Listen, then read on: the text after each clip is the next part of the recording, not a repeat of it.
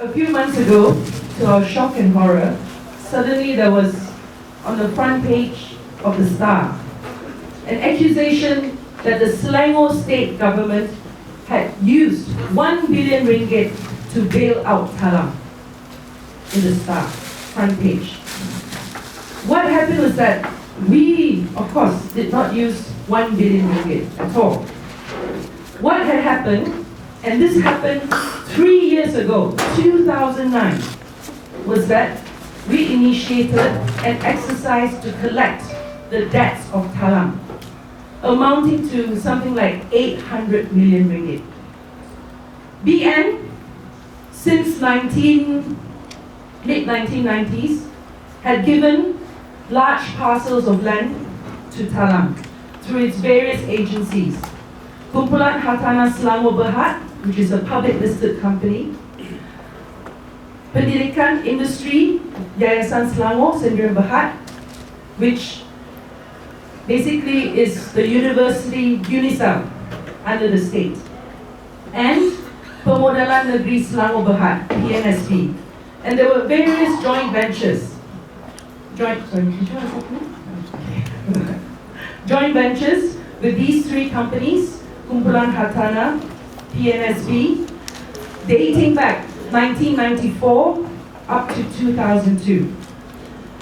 Amount that was owed, different organizations, different companies had different amounts owed.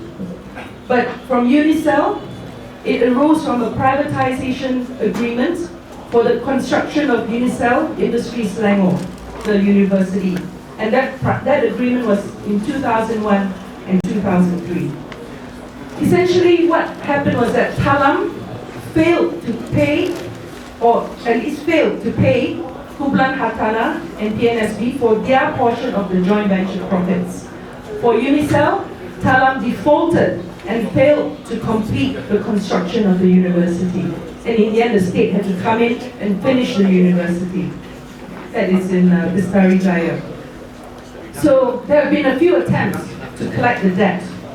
I was told 2005, 2006, 2007 under Barisan Nasional, but Barisan Nasional and Talam kamching. So there's no way they can collect the debt. In 2008, I believe almost everyone here voted for Mediarakyat, voted for Tan Sri Khalid and our team to right many wrongs in the state. And this is one of the things that we set out to do. What we've done, to summarize it, is that instead of collecting it company by company, as I mentioned, there are 3 different companies, we consolidated the debts, put it under what is known as the Global Settlement Agreement under Menteri Besar Incorporated, and with that methodology, we felt that it was a better way to collect the debt. And in 2009, this issue was brought up in the Selangor State Assembly. It was approved by the State Assembly, hardly any whimper from Barisan Nasional, because they do not know how to read accounts, they only know how to spend money, our money.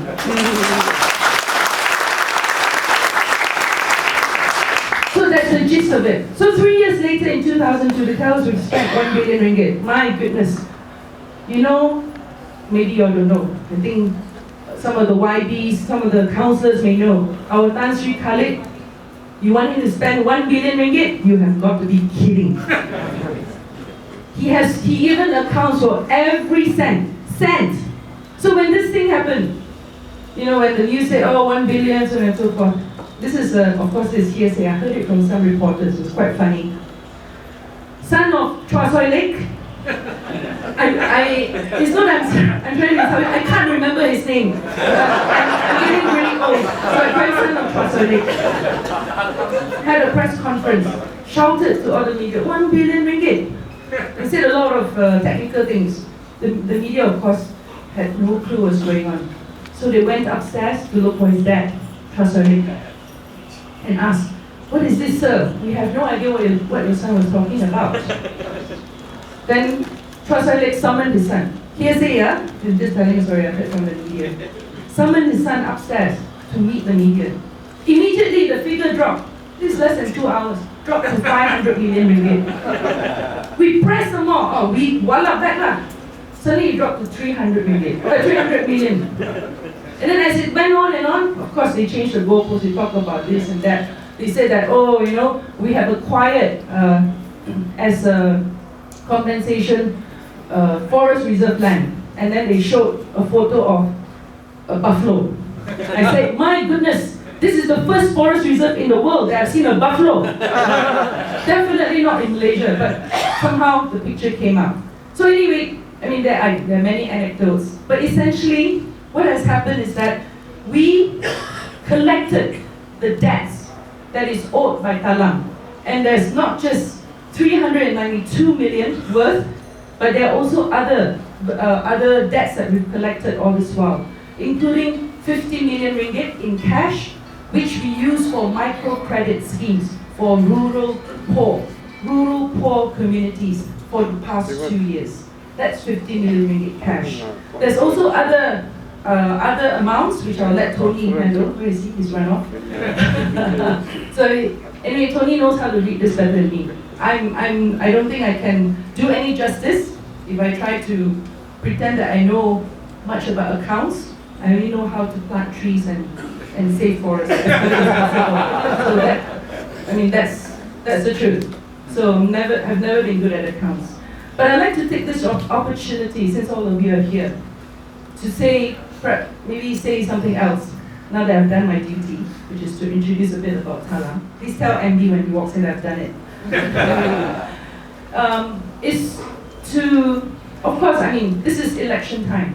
General elections will be called at any moment, but it won't be this month, don't worry. Najib is still very scared, we all know that. When is it going to be? I have no idea. Most likely it's next year. So many variations. Whatever it is, the main thing is Pakatan Rakyat is ready. Yeah. We are ready to do that.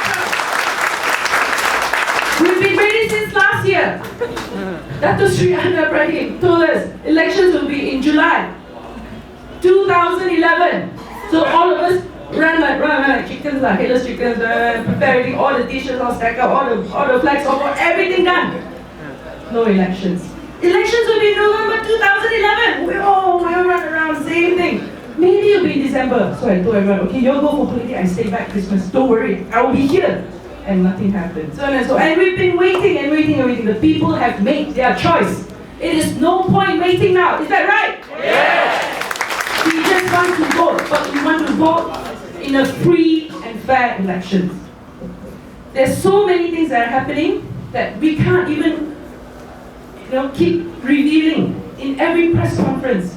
There's so many. My constituency boundaries have somehow changed. Somehow, I've gotten some voters from Tony Kwa's constituency, Dr. Chia's constituency, which is great for me. Thank you very much, More here, more middle class, liberals come my way. But the fact is that they are not supposed to do it. I've got about 4,000 voters, and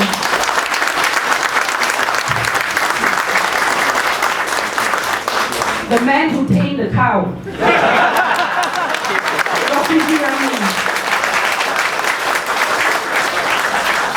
Sorry, you sit tight there. I just started. The point is, in my constituency, there are 4,000 voters that we were not able to find. Maybe they went to work, maybe they went on holiday, we don't know, but we spent 3 months looking for them, we couldn't find them. That's only in Dun Bukit Lankan. Dun Kota Damansara, they have about 3,000 voters that they cannot find. Dun Bayajaras, all these 3 state assembly seats constitute the Parliament of Subang, where Sivarasa Rasia, the lawyer, is currently the Member of Parliament. Dun Bayajaras, another 3,000. You add it up, almost 10,000 voters that we cannot find. Well, hopefully they move somewhere, they really exist. We're not sure. But nonetheless, we still have to continue to look for them. So that is the kind of struggle or problems that we have with the electoral roll. That's why I said, we can win. We can win, but if the roads are dirty, if they employ dirty tactics before and during elections, then I'm not sure of the outcome of the elections. This is where we need all your help. We need everyone here to register to be polling agents. We need everyone here to help count. I was in Sarawak for the state elections, and that's where they cheat. When they are counting at the polling centers. They have now changed the law. We didn't even know they changed the law. They changed the law whereby whatever has been counted at the polling center is final. We cannot, there's no way we can dispute the numbers that come out from it. And there are times when there are people, perhaps in Sarawak, for a few $100, they run off with what is known as Borang 14, the Form 14, which is the final count or the final tally for the votes. We have people who did not turn up. Maybe they turn up later, but it's already too late. They probably stuffed half the box already. So we need people here, not just to sit here, listen. I mean, you can go to YouTube, you can listen to all of us, Rafizi, Dr. Janwa, Kit Siang, Tony, but we need people to safeguard the ballot box, to safeguard democracy, to safeguard these elections, and to save Malaysia. Can you do it? Yes! This is the time. This is the time when men and women will rise up and save this country. I'm sure who is our young friend? Ms. Yo, she was talking about corruption. Corruption, debts. Everyone here, including your child, if you're a young mother, your baby, each and every Malaysian today owes 18,000 ringgit. 18,000 ringgit. Our national debt is more than 500 billion ringgit. And for them, it's sub-sub-soy, no problem. This is why they don't care. They are putting up all the traffic, AES and things like that. We have no problems. We want people to stop speeding, yes, except for my driver, he likes to speed. But that's beside the point, okay? But we ask why is the collection and the enforcement given to private companies? Why is it cameras? Why are cameras hidden behind some bushes, on some bridge? Who is collecting the money? Who is benefiting? It's not the rakyat. They don't even tell us where is the camera. You can go anywhere else, developed countries. There are always signs that say, you are approaching a danger zone. There is a camera coming up, please slow down. Is that right? Yeah. In Australia? Yeah. So what kind of system is that? AES, automatic earning system. Enforcement. That is just AES. I'll let Rafizi tell you more about the cows. The cow expert. But that is just a drop in the ocean.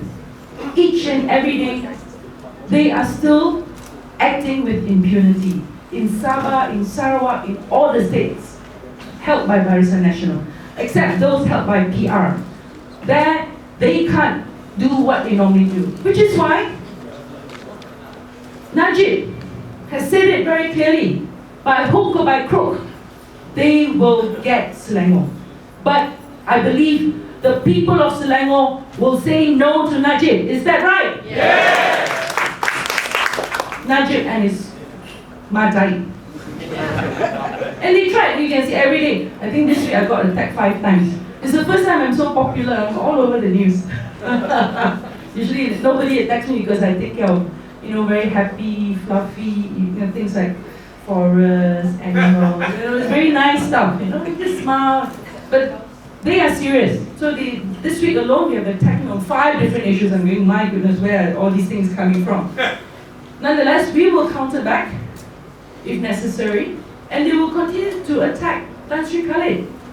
They just stopped Rafizi from entering or from giving press conferences in Parliament. Although they said, it's because the journalists are so overworked, my goodness, they couldn't run to so many places.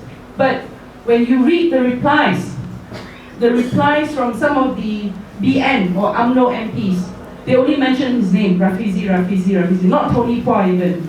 And there's a picture of you having a press conference. I was told, they showed, you and all the photos. So they're trying to stop Rafizi from accessing the media. And they're also trying their very best to intimidate and to harass independent media, like Malaysian Insider, Malaysia Kini. Just last night, I met the editor-in-chief for Malaysia Kini. It was his 50th birthday. Believe it or not, I'm actually quite close to 50 already, soon. And, you know, he's such a principled person.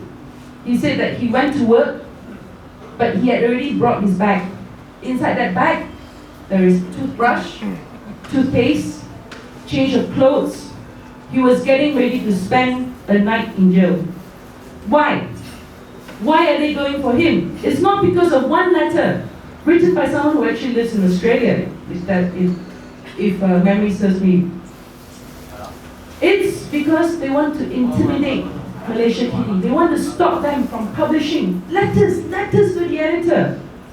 They want to stop and make the situation, or at least the work atmosphere in Malaysia Kini, fearful. They were so worried. But I think they forget who they are dealing with.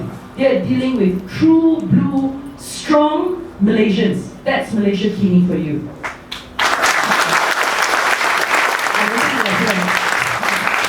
I'm not paid to say that. My subscription I still have to pay. But so these are the things that we have to endure until the next general elections. So ladies and gentlemen, friends, some of us here are probably, I would like to call you all comrades. We are comrades because we believe in the struggle for a better Malaysia. We believe in the struggle for a fresh, new, great Malaysia. We don't want the Malaysia that we have seen for the past 55 years. 55 years, bring. They give you 1,000 ringgit. That works out to be less than 2 ringgit a year. And how can they insult us like this? So, anyway, if you all want to take bring, take. Don't worry, all these young people take the bring, okay? But make sure you donate to Pakatan Rakyat. Just 10%, okay? 10%, because we need funds as well. They've got not millions, they've got hundreds of millions ready to be deployed. You can ask Rafizi how hard it is to raise money. You know, we have fundraising dinners. We just launched, PKR just launched a new campaign website, fundraising website, www.mediarakyat.my. Please write down. Okay. Jangan selalu ubah-ubah je. mediarakyat.my. Please go there. Please view the message that is given by Datuk Sri Anwar Ibrahim. That encapsulates what we are fighting for, what we stand for as PKR and as Pakatan Rakyat. And there's a little box that says, please contribute. 10 ringgit, believe it or not, can feed one campaign worker a day. 50 ringgit, we can put out more flags out. 100 ringgit, we can print thousands of leaflets to educate the people, not just in Selangor, but around the country. 500 ringgit, so much more. Of course, you can give more, okay? Keep giving to all of us. So I'll stop at this point.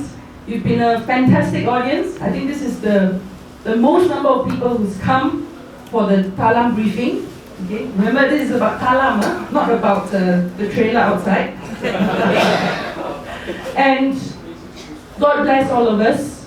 Keep the faith. We only have a few more weeks before general elections. Come volunteer in your respective constituencies. Come and help Pakatan Rakyat see a new Malaysia for all of us. Thank you very much, everyone.